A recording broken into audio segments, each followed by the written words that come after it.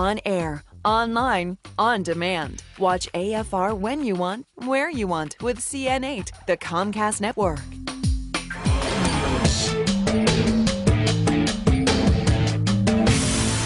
A little more than a year ago, you may recall the devastating collapse of a highway bridge near Minneapolis, Minnesota. It was big news. It was also shocking news when we saw this picture, a piece of Americans' infrastructure plunging into the Mississippi River, and people were driving on this bridge at the time. 13 people were killed and nearly 100 others were injured.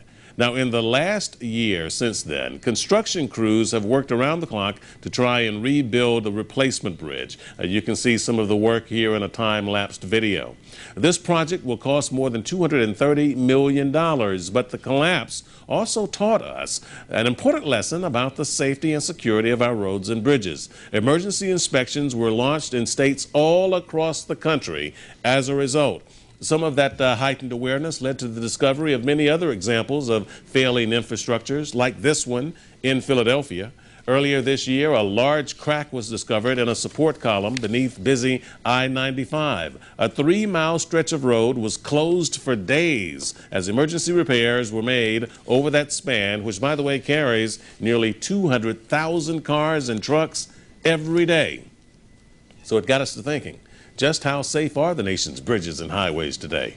We want to talk about that because 1 year after the collapse of I-35 West near Minneapolis, the American Association of State Highway and Transportation Officials, which is known as AASHTO, released a report that says that it will take an investment of nearly $150 billion to try and correct our national infrastructure. Of course, with the war in Iraq, with sky-high gas prices and a real estate industry in crisis, the question is, can we afford the funding?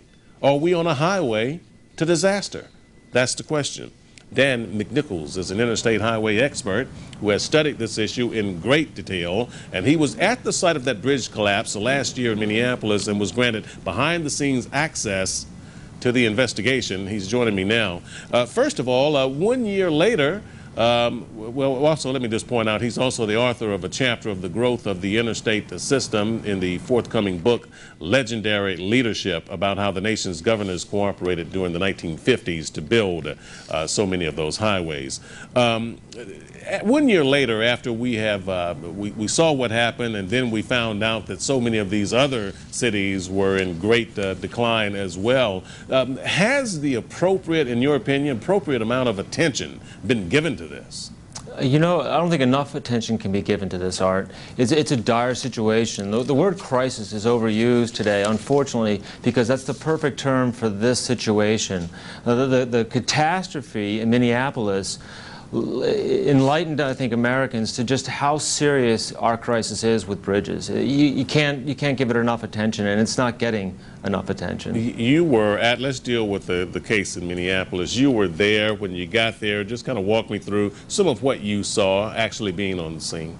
You know, it's like coming up to a canyon. You don't even know you're there until you're right at the edge. When I came to the bridge, it was just awe-inspiring in the worst, most calamity kind of way. I looked at this failed structure, and I had been seeing the news reports, but when you're right on it, Art, you're looking at 8 lanes of interstate highway in the river with cars still on the bridges. People were still missing at that point. This is days after the collapse. It was just a tragedy all around. Certainly we talk about the warning signs, you know, if the Army Corps of Engineers or others who inspect these bridges had looked at it, had ignored it, and whatever the case may be.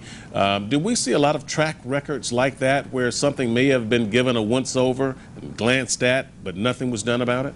Well, one Secretary of Transportation's on the record saying we can't count on miracles anymore, and that seems to be what we're hoping for, miracles, that this doesn't happen again. I believe it will happen again, and sooner than we might think.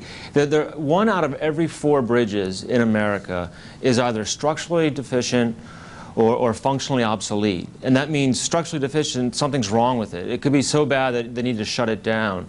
And functionally obsolete means it's old, it's outdated and not safe, either for traveling public or just because it's just so antiquated. Yeah, 1 out of every 4, that's a high number. We have a list of the top 5 states that have structurally deficient bridges and infrastructures. Pennsylvania is tops on the list. South Dakota, Oklahoma, Rhode Island, and Iowa in that order. This was according to USA Today when they did a survey on this.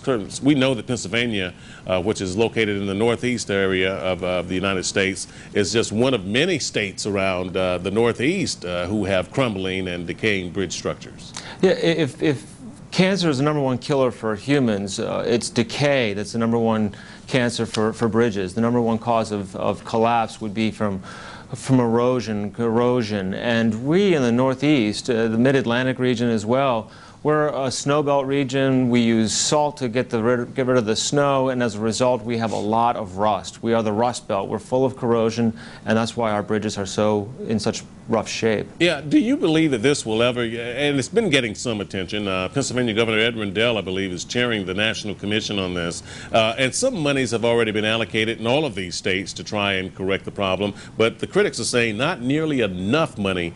Is it going to take another bridge to come plunging into the water before more money is given?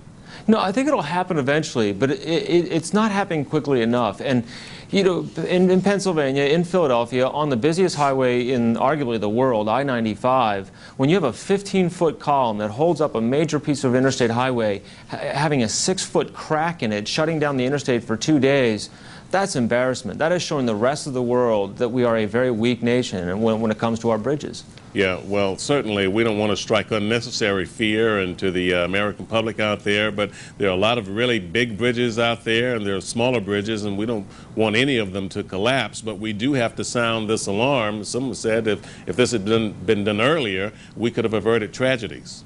That's right. I mean, we were out there inspecting bridges. The bridge collapse in Minneapolis did one good thing. It brought our attention to this crisis, and as a result, every state went out and inspected their bridges and did a very thorough inventory of those bridges, and the ones that are needing the most attention are hopefully going to get them very soon. All right, Dan McNichol, thank you very much for joining me on the report. I appreciate your time and your information. Thank you, Art. Thanks for having me on. Okay.